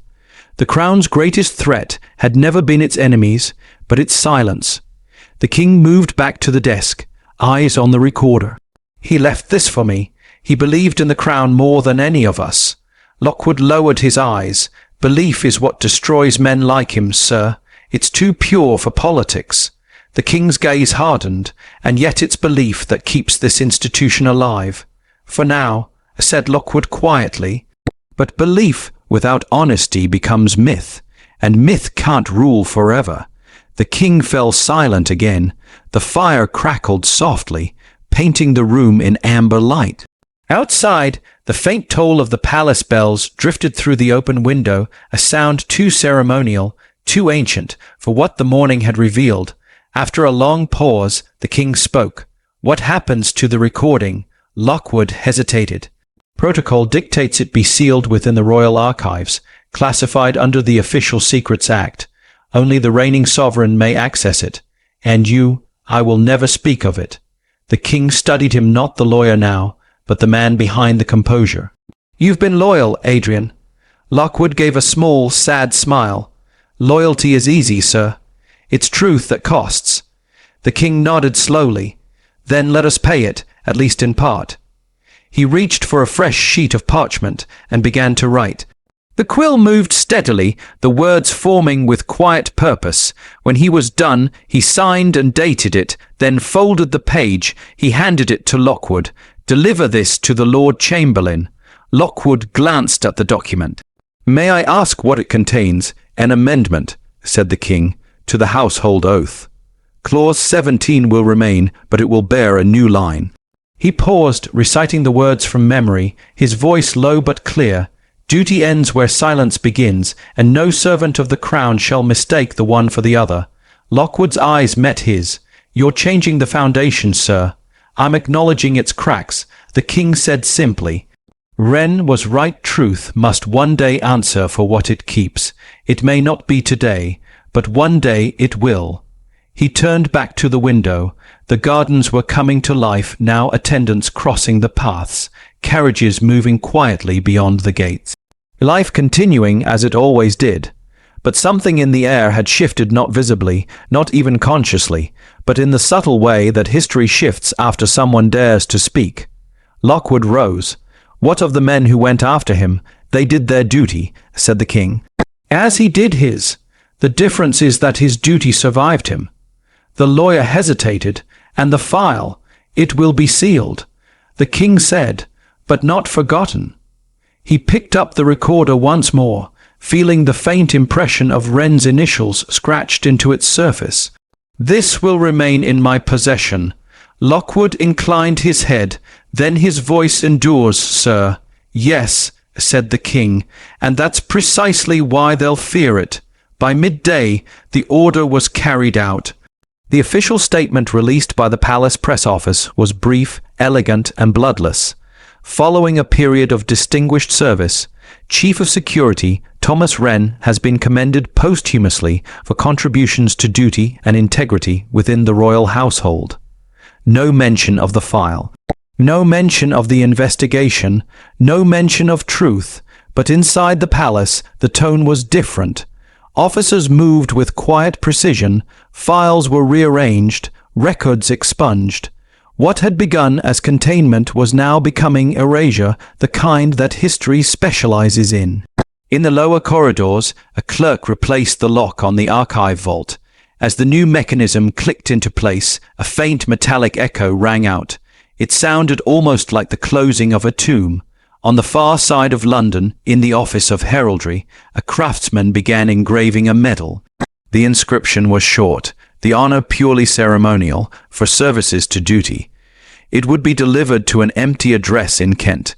Evening fell. The palace lights glowed gold against the deepening blue of the sky. From the upper balcony, the king watched as the courtyard emptied.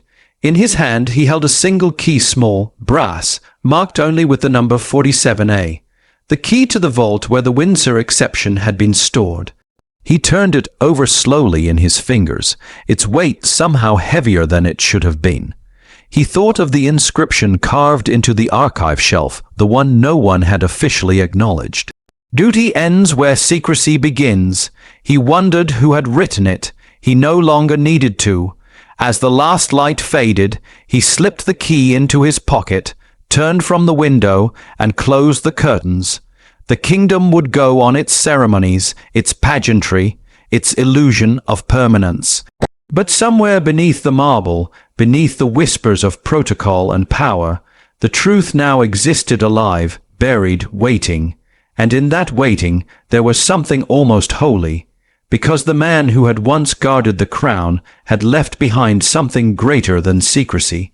He had left behind conscience. The palace clock struck 9. In the silence that followed, the king's words from that morning seemed to linger in the air, unspoken yet understood.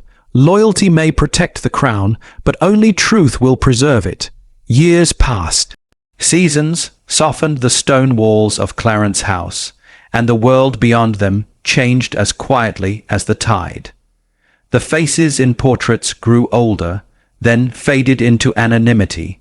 The corridors filled with new footsteps, new voices, new loyalties. Yet beneath the polished surface of monarchy, where dust and history intertwined, the remnants of one night still slept silent, sealed, waiting. It was winter again, though London had long forgotten the storm that had begun it all. In the archives below St. James, the hum of temperature control and the faint click of fluorescent lights were the only signs of life. Rows upon rows of boxes stretched into dimness, the collective memory of 1,000 untold moments. At the far end of the chamber, where even the archivists seldom went, a young woman worked alone. Her name was Clara Ellison, junior archivist to the royal household. 27 years old, methodical, quiet, the kind of person history prefers to use rather than remember. She was cataloguing older holdings from the 21st century, transitional files, forgotten correspondence, mislabeled reports, documents retired from relevance. Her task was simple: review, digitize, and restore. But as her gloved hand brushed across the lower shelf, she felt it, a faint irregularity beneath the metal lining. The edge of a panel slightly raised, as though something lay beneath it. She paused, running her fingers along the groove. Then, carefully, she pried it open. Behind the panel, wrapped in aged linen, lay a small wooden box, unmarked, unregistered. The lock was tarnished with time, the brass faintly corroded. The craftsmanship was military, simple, practical, discreet. Clara lifted it into the light. At first, she assumed it was another misplaced heirloom, one of the many relics that drifted between private collections and the archive's care. But when she turned it over, she noticed the engraving, faint, almost erased by age, H.D. 47A. Her training caught up with her instinct. 47A, the same classification as the Windsor exception. She hesitated. There was no record of an artifact under that code, not in the digitized ledgers, not in the vault's official catalogues. Which meant only one thing: someone had hidden it. The lock yielded easily. Time had done its work. Inside lay 3 items: a small brass key, a folded letter sealed in black wax, and a single cassette tape. Its label faded almost to nothing. She drew a slow breath. For a long time she did nothing. The archive was quiet, but the silence felt heavier now, charged, as though the air itself recognized what had been disturbed. Finally she lifted the letter. The wax cracked softly beneath her thumb. The handwriting inside was careful, deliberate, the kind of penmanship that belonged to men raised in formality, trained in secrecy. To whoever finds this, it began. What you hold is not a scandal nor a confession. It is a question one asked long ago and never answered. What does it mean to serve truth in a house built on silence? If you are reading this, then the time for hiding has ended. The key belongs to the place where kings are crowned and remembered beneath the throne itself. There lies the final record, sealed not by law, but by conscience. Use it only when you believe the crown can bear the sound of its own honesty. There was no signature, only initials. T.W. Clara set the letter down slowly. Her breath fogged the air in front of her mask. She turned the small cassette over in her hands. The label, though faded, still carried a few legible characters. Confession/2055 Arc 14A. Her pulse quickened. She looked toward the security camera above the door. Its light was green, recording. She moved slightly out of its range. Then, after a moment's hesitation, she slipped the tape into her coat pocket and turned off the workstation monitor. That night, the city was quiet. The Thames glimmered under the cold moon, bridges casting long shadows across the water. Clara walked along the embankment, the wooden box in her bag, the letter folded safely inside her sleeve. She stopped under the arch of Westminster Bridge and looked up at the palace across the river. Its lights shimmered faintly through the mist. Somewhere beyond those windows, the descendants of those who once orchestrated the silence now lived their lives untouched by the past. She thought of the line in the letter beneath the throne itself. It was poetic, almost impossible, and yet, as an archivist, she knew what that meant. Beneath the coronation chair in Westminster Abbey, under the stone dais itself, there existed a compartment, long sealed, rumoured to hold records placed by past monarchs. Few believed it existed. Fewer had ever looked. She reached into her coat and drew out the brass key. Its weight was slight, yet it felt impossibly significant. 2 days later, Clara found herself standing in the Abbey's north transept. The great church was closed to the public, for maintenance a privilege of her role. A light spilled through the stained glass, diffused by the dust of centuries. The air smelled faintly of wax and stone. The coronation chair stood ahead, majestic yet worn, its oak frame etched by time and history. For 800 years it had cradled the weight of kings and queens, of oaths and doubts alike. She knelt beside it, tracing the outline of the dais with gloved fingers. Then, quietly, she found it a small metal plate beneath the rear panel, concealed behind a wooden moulding. A keyhole, her pulse stilled. The key slid in perfectly. The mechanism resisted at first, then turned with a muted click. The panel shifted. Behind it, in the hollow beneath the chair, rested a black envelope, bound with ribbon. Dust filmed its edges. The air around it felt undisturbed for decades. She lifted it gently. On the front, in faded ink, were the words, "For His Majesty's eyes only," and beneath, a smaller note handwritten, "Recent, recovered by royal authority." Archive reference TW file. Clara hesitated. She should have reported it. That was the rule. But the rules had created this silence in the first place. Her hands shook as she untied the ribbon. Inside lay a transcript, a printed version of Thomas Wren's recording. The first page bore his name, his title, and a line typed in red ink. Posthumous record cleared by royal command, 2029. She began to read, "My name is Thomas Wren." The words echoed through the empty church. Though printed, they carried the cadence of a man speaking directly across time, steady, human, painfully honest. By the time she reached the final sentence, silence must one day answer for what it keeps. Her hands had grown still. Clara folded the pages, replaced them in the envelope, and closed the panel beneath the throne.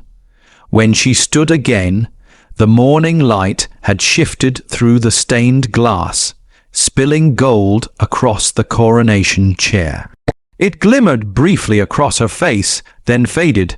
She placed the key on the altar rail, where sunlight touched it, and whispered into the stillness, "He told the truth." Her voice was almost lost in the vastness of the abbey, but somewhere it lingered. That evening, back in the archive, she made one final entry in the digital log. File reference 2055 Arc 14, a status, restored, annotation, record preserved at royal instruction. Then, quietly, she added a line to the comment field, the archivist's privilege, unseen by public eyes. For those who serve, let truth remain the highest oath. She signed only her initials, C.E. The cursor blinked once, then stilled. In the vault below, the mechanical hum continued, the sound of history breathing in its sleep.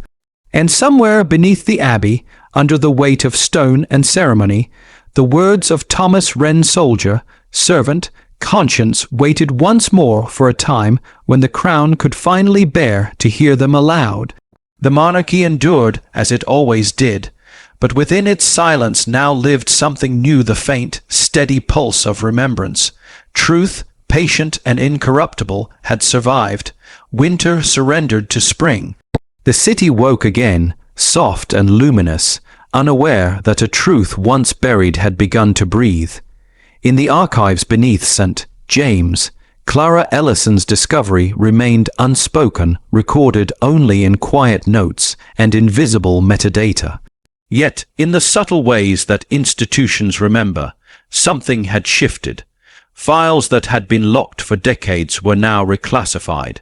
Documents long forgotten were reassessed under new terms, ethical review pending. No announcements were made, no royal decrees issued, but the change had begun not in marble halls or gilded offices, but in the conscience of those who worked unseen. Months passed. The royal household prepared for another ceremony, a commemoration of the King's Jubilee. The air around Westminster was alive with rehearsals, choirs tuning, trumpets echoing faintly beneath the abbey's arches, the scent of polish and incense thick in the corridors. Clara was among the archivists assigned to curate an exhibition, Guardians of the Crown, a century of service. The display would celebrate the silent figures who had kept the machinery of monarchy intact through wars, scandals, and transitions. The irony did not escape her. She worked carefully, restoring portraits of forgotten aides, cataloguing medals, transcribing oaths recited in trembling voices before sovereigns long gone. But as she unpacked the final crate, she found a small velvet box, sealed and unlisted. The label read simply, "For display household division." Inside lay a medal dull with age. The engraving was worn but legible, "For services to duty." She froze. The nameplate beneath it read, "Chief Officer Thomas Wren." Her breath caught. The medal gleamed faintly under the fluorescent light, the ribbon frayed at the edges as though it had been handled often, then forgotten. At the bottom of the box was a folded slip of paper, typed in the precise style of mid-century clerical work, awarded posthumously by royal command, 2029, recipient unlocated, custody retained. Clara closed the box slowly. She should have logged it, tagged it, placed it in the exhibition, but she didn't.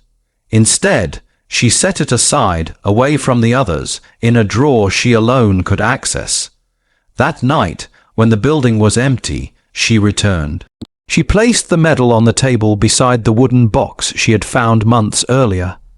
The candlelight played across both, flickering gently, uniting them in a quiet symmetry, the man and the truth he left behind. She opened her notebook and began to write, not for the archive, not for history, but for herself. Asterisk, he was not a hero in the way monuments are built for. He was a man who kept watch while others slept. When truth became dangerous, he held it anyway. The file he preserved did not destroy the crown, it preserved its humanity. It reminded those who wear power that conscience, once awakened, cannot be resealed. Asterisk, she paused, staring at the ink before continuing. Asterisk, there is a kind of loyalty that hides behind silence, and there is another, rarer kind, the loyalty that dares to speak. Thomas Wren belonged to the latter. And though his voice faded into static, his words outlasted those who feared them. Asterisk, when she finished, she folded the page and placed it beneath the medal, closing the box with care. The following morning, Westminster Abbey was filled with light. The king's jubilee ceremony unfolded with perfect orchestration, choirs in harmony, banners unfurled, every step timed to precision. From the royal balcony, the king watched the crowd. The faces below were distant, thousands of loyal eyes lifted toward him, none of them knowing the quiet reckoning that had haunted his private years. In his coat pocket, he still carried the small brass key. He had kept it close ever since that morning, a relic not of authority, but of accountability. As the anthem swelled, his gaze drifted upward to the stained glass above the transept scenes of saints and martyrs, their hands lifted not in triumph, but in burden. The final verse rang out, "Defend the faith, preserve the truth." He whispered, almost inaudible, "At last, we begin to." Later that afternoon, after the ceremonies had concluded and the royal motorcade had departed, the abbey returned to silence. The custodians extinguished the candles, one by one, until only the coronation chair remained bathed in pale dusk. Clara stood near it once more, alone. She had brought the small wooden box with her. She approached the dais, kneeling where she had found the letter before.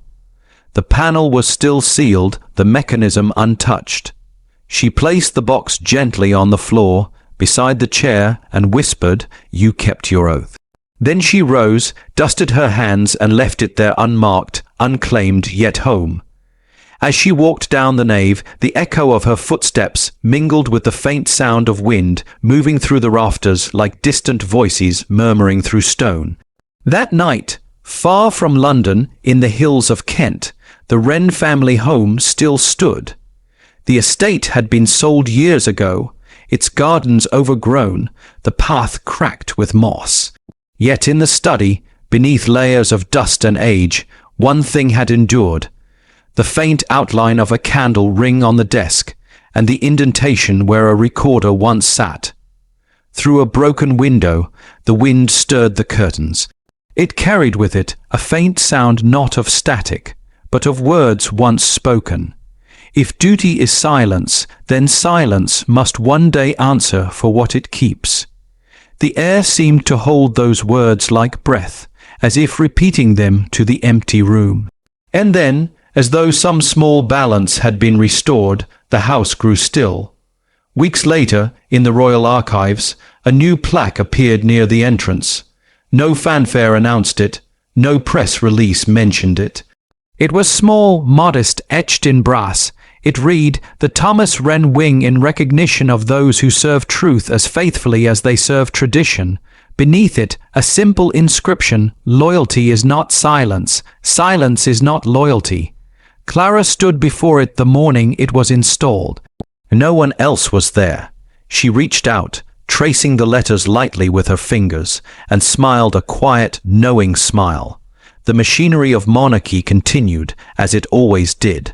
But deep within its archives, truth had been given a name. Outside, the bells of Westminster rang noon. Their sound carried through the streets, over the river, across the city, bright and clear. In the king's study, the sunlight caught the edge of a small brass key lying on the desk. Its purpose was fulfilled, yet the king had not brought himself to lock it away. He looked out across the gardens, the morning breeze stirring the flags overhead. Somewhere within that stillness, he thought he could hear it, not the anthem, not the applause, but a single human voice carried faintly by time. "Tell the truth, even if it costs you everything." He closed his eyes and for the first time in years felt peace. In the archives below, the vault doors closed for the night. The hum of preservation began again, endless, patient. And among the rows of sealed files and forgotten relics, one quiet box remained unnumbered, unlabeled, but known.